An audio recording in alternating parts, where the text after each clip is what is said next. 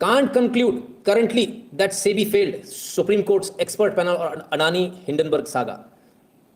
Adani Hindenburg पर supreme court का जो एक्सपर्ट पैनल बना था, उस एक्सपर्ट पैनल ने कहा कि हमने अब तक जितनी फाइंडिंग करी है उसमें कहीं से कहीं तक ना तो अडानी की कोई गलती है और ना ही किसी प्रकार की हमारी जो एजेंसीज हैं, सेबी या तमाम सारे रेगुलेटर्स हैं, उनकी कहीं कोई गलती है.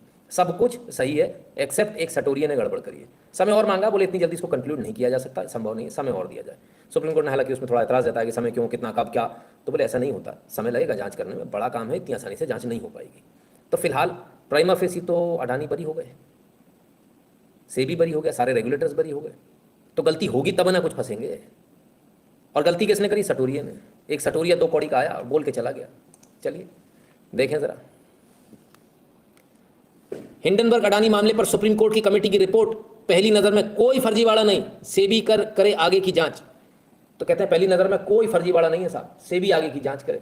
तो ये निकाला किसने था? ये बगल में जो टकले भाई साहब बैठे ना, हाँ, इन्होंने बोला था कि ये चोर है. असल में ये खुद चोर हैं.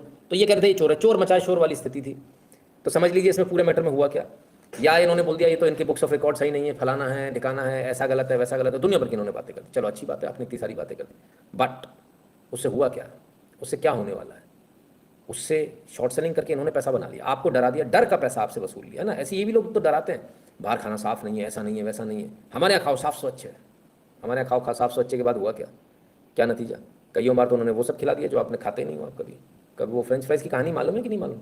जिन लोगों को नहीं मालूम उनको बता देता हूँ. इस पर एक बार पेनल्टी लग चुकी है, वो मैगडी वालों के उस पर सुअर का वो था, उसमें क्या बोलते हैं उसको, चर्बी. वो खाते थे सब आराम से. खैर श्वेता शाह जी, राम राम, बहुत बहुत धन्यवाद आपका. तो ये स्थिति है. खैर अब आगे चलें और ज़रा आगे देखें और क्या क्या. तो हिंडनबर्ग के मामले में सुप्रीम कोर्ट का जो एक्सपर्ट पैनल है उसने तो एकदम स्पष्ट रूप से कह दिया कि भैया यहाँ तो कोई गड़बड़ नहीं है, अडानी ने तो कोई फर्जीवाड़ा नहीं किया. लोग तो चिल्ला रहे थे फर्जीवाड़ा किया, फर्जीवाड़ा किया. अब अडानी के शेयर तो हवाई जहाज हो जाएंगे. आपने लिए थे या नहीं लिए थे, ये विचार कर लीजिए. जकल आज उत्तराखंड बीजेपी नेता बहुत शादी का कार्ड भी वायरल, लड़की का वाले हिंदू मोनिश मुस्लिम लोगों ने कॉल करा तो उनको सुना रहा लड़की का बाप. ये तो कल बात होगी ना वरुण जी, कल का लाइव नहीं देखा आपने क्या? कल बात हो गई ये वाली. तो 2 जगह से मामला हो गया.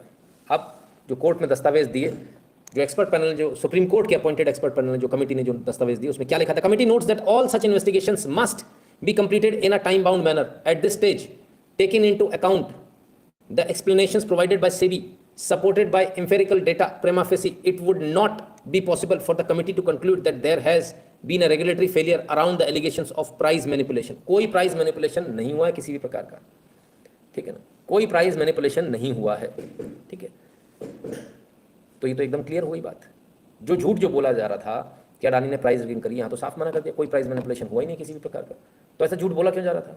पहले एक्सपर्ट कमेटी में कौन कौन है, कहाँ से कौन सी एक्सपर्ट कमेटी बन गई, पहले सुन लें जरा, है ना, समझें थोड़ा सा. Based on the Hindenburg report of January 24, 2023, the matter reached the Supreme Court and the Supreme Court appointed a committee of experts headed by a retired judge of the Supreme Court, a very well-respected judge called Mr. Justice A.M. Sapre. So that committee went into the allegations as if Adani Group has indulged in various malpractices and like short selling or like related party transactions or manipulation of the stock price in the market or not complying with certain other laws, etc. तो साहब expert committee में एक से बढ़कर एक बेहतरीन लोग हैं. क्या क्या उनको फाइंड आउट करना था, उन्होंने बता दिया. क्या प्राइस मैनिपुलेशन हुआ, ये सब हुआ. ऐसा तो कुछ भी नहीं हुआ, अडानी ने तो ऐसा कुछ भी नहीं किया. क्यों करेगा कोई आदमी अपनी कंपनी में, है ना. बड़े अजब गजब बात है. खैर चलिए और भी जगह. An 8-member panel that was formed by the Supreme Court to look into the alleged irregularities after the Adani Hindenburg report. Now, as per the report that has been accessed by Republic TV, high volatility in the Adani stocks has been reported after the Hindenburg report. But what is very important is that this report mentions that at this stage, prima facie, it wouldn't be possible to conclude that there's been regulatory failure around allegation of price manipulation. We have Sharmila joining us live on this broadcast, and Sharmila has gone through this report as well.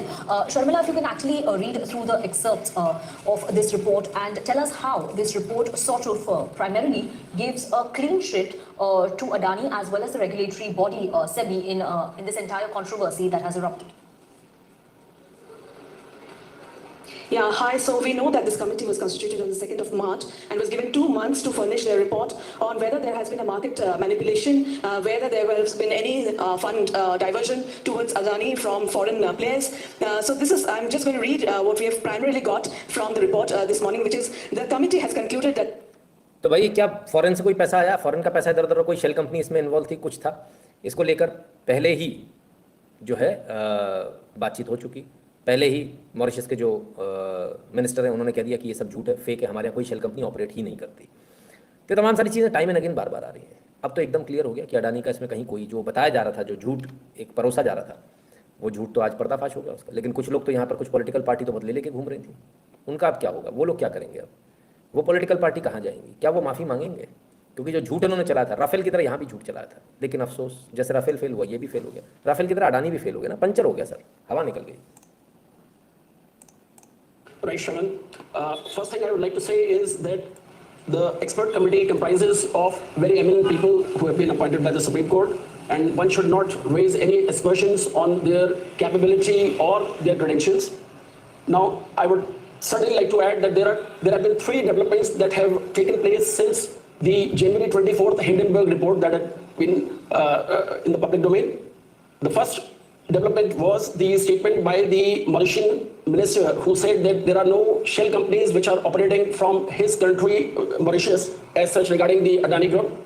The second development is the statement by SEBI that the retail investors' exposure is back to that position which it was prevailing before 24th of January. And the third development that is taking place today is the one wherein prima facie the Supreme Court has suggested that there is no regulatory failure. So I think we should wait for the complete report of SEBI to come out, and then only I think it will be a further subject matter of any investigation by any investigation agencies of India. सब कहते हैं पूरी report आ जाए, इसके बाद में अपन बात करेंगे। फिलहाल अभी जैसा कुछ भी नहीं आया, आने वाला भी नहीं, पूरी रिपोर्ट में भी कुछ नहीं आने वाला। बड़ा सवाल यह है कि वो लोग क्या करेंगे जिन लोगों ने लगातार इसको प्रोपोगेट किया था। वो लोगों के पास आज क्या जवाब है? कोई जवाब है उनके पास? जिन्होंने इतने बड़े घोटाले में, भारत के खिलाफ षड्यंत्र में जिन्होंने भाग लिया। सुप्रीम कोर्ट की एक्सपर्ट कमेटी की जांच रिपोर्ट से बड़ा खुलासा हुआ है। जांच कमेटी की रिपोर्ट में अडानी के खिलाफ सबूत नहीं मिले। रिपोर्ट में कहा गया है कि शेयर की कीमत में मैनिपुलेशन के कोई सबूत नहीं मिले हैं। जांच कमेटी ने सेबी की 4 रिपोर्ट्स का हवाला दिया है। ये रिपोर्ट सुप्रीम कोर्ट में जमा की गई है। जांच रिपोर्ट ने कहा है कि अडानी ग्रुप ने स्टॉक एक्सचेंज को सभी जरूरी जानकारियां दी थी। ग्रुप के शेयर पहले से ही एडिशनल सर्विलांस मेजर्स की निगरानी में थे। फिर बड़ी खबर आपको बता दें, अडानी को लेकर जिस तरीके का सियासी संग्राम देश में देखने को मिला, अडानी पर हिंडनबर्ग की एक रिपोर्ट के बाद कई सवाल खड़े हुए।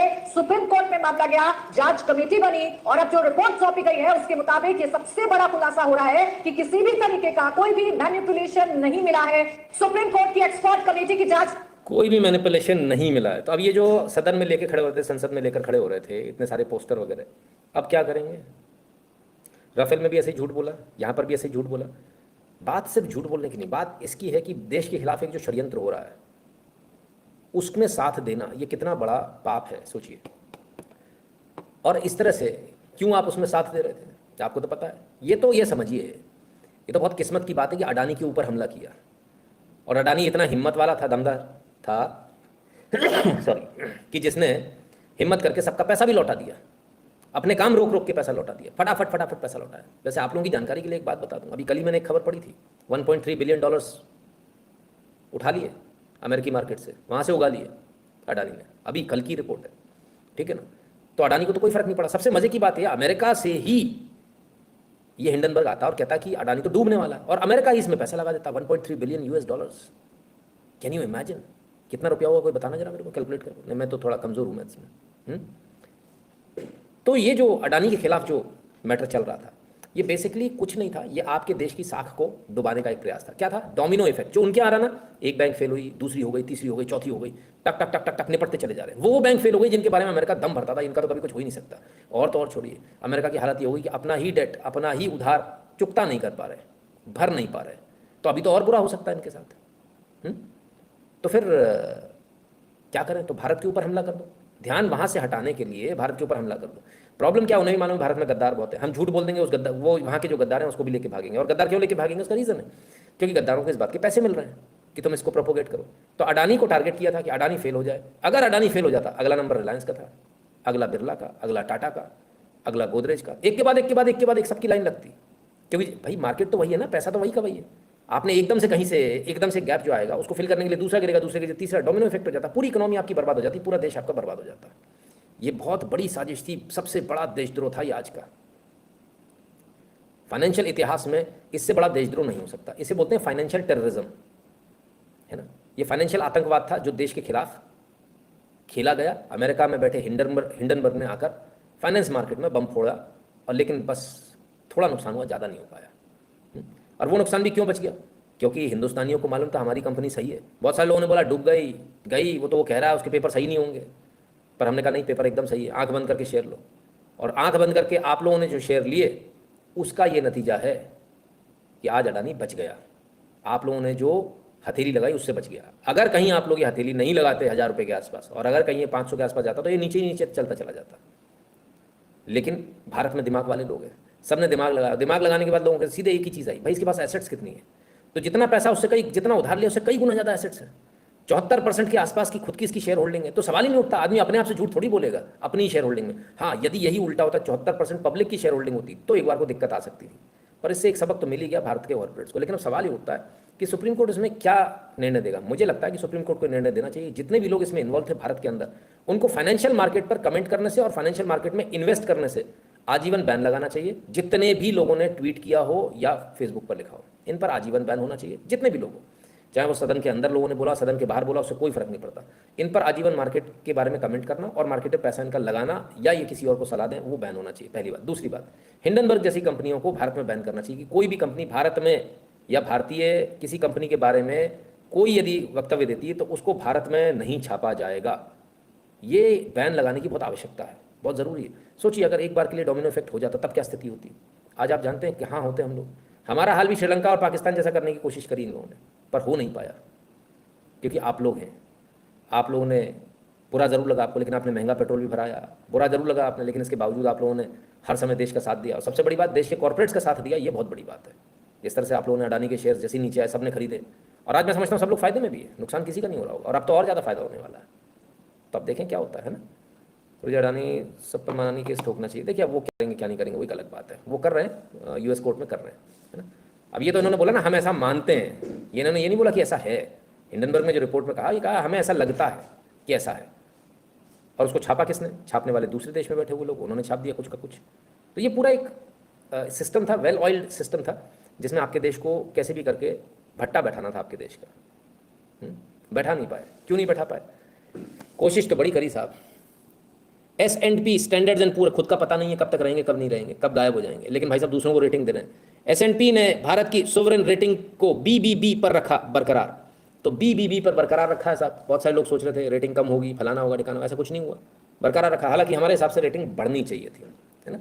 बढ़ने की जगह BBB पर रखना ही अपने आप में बताता है कि जिसकी रेटिंग AAA होनी चाहिए उसकी रेटिंग BBB यदि आपने कर रखी तो यही भारत के प्रति पक्षपात बताता है। ये एक घृणा है इनके मन में भारत के प्रति, लेकिन घृणा से कुछ होगा नहीं, कुछ होने वाला नहीं है। भारत तो फिर भी आगे बढ़ेगा, है ना। फिलहाल ये एक अच्छी खबर है कि स्टेबल तो है एटलीस्ट रेटिंग आपकी, नेगेटिव नहीं कर पाए बेचारे लाख कोशिशों के बावजूद भी। अब हम आपसे बार बार कह रहे हैं कि ये आपके देश को रोकना चाहते हैं अडानी के नाम से, तमाम सारे लोगों से। तो कैसे रोक लेंगे? क्या रोक लेंगे? क्या फ़र्क पड़ जाएगा कंपनी से? एक्चुअली उनको आपके पूरे देश को रोकना है। क्यों रोकना? माइला, इसके लिए रोकना है। आया समझ में? इसके लिए रोकना है। ये जो आपके यहाँ विकास हो रहा ना, इस विकास को रोकना है। ये बड़े बड़े कॉन्ट्रैक्ट्स कौन लेता है? अडानी जैसे लोग। हमारे आपको थोड़ी मिलेंगे, हाँ। और हमारा बना भी नहीं पाएंगे। अरे बाप रे, जरा देखिए 1 2 3 4 4 रोड रोलर चल रहे साहब, 1 2 ये चल रहे हैं धनाधन, गजब भाई, कारपेटिंग हो रही है, गजब सड़क बन रही है। ओए रात में भी बन रही है, दिन में और रात में 2 2 पालियों में, गजब हो गया भाई, क्या बात है। सुबह हो गई, रात से सुबह हो गई, हैं। सड़क टनाटन बन रही है भाई साहब, सड़क कोई रोकने वाला नहीं, दनादन बन रही है। आपकी जानकारी के लिए बता दें सर, जो भारत को रोकने का प्रयास कर रहे हैं उनके मुंह पर तमाचा है। एक बार फिर से वर्ल्ड रिकॉर्ड बन गया, proud moment for the entire nation.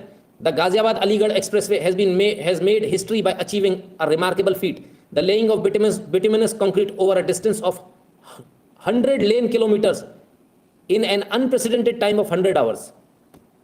100 lane kilometre 100 घंटे में बना दिया। कितने घंटे में? 100 घंटे। कितने दिन हुए? महज 4 दिन में 100 किलोमीटर बना दिया।